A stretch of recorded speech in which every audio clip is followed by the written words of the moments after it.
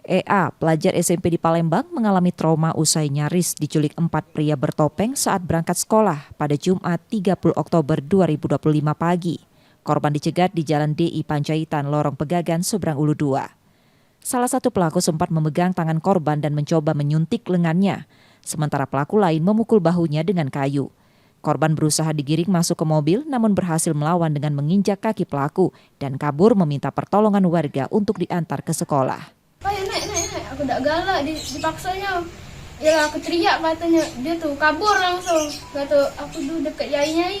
Dia yai sudah tak apa-apa katanya. Adalah tante-tante katanya, nak melok dah dek, payah katanya.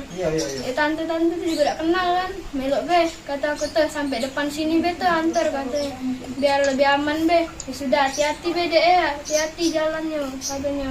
Kalau uang tak dikenal jangan terlalu percaya. Balik-balik dia nangis katanya dia nak dicolek, nak dimasuk ke dalam mobil.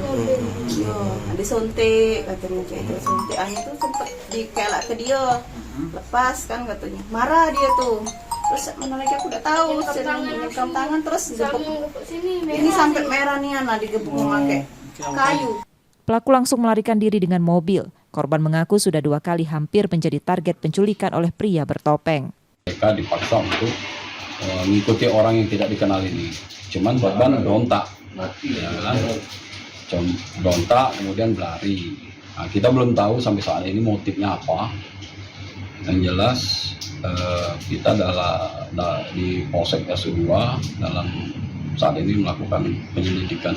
Polsek Seberang Ulu 2 telah mendatangi lokasi, memeriksa saksi dan menelusuri rekaman CCTV di sekitar TKP untuk mengungkap identitas pelaku.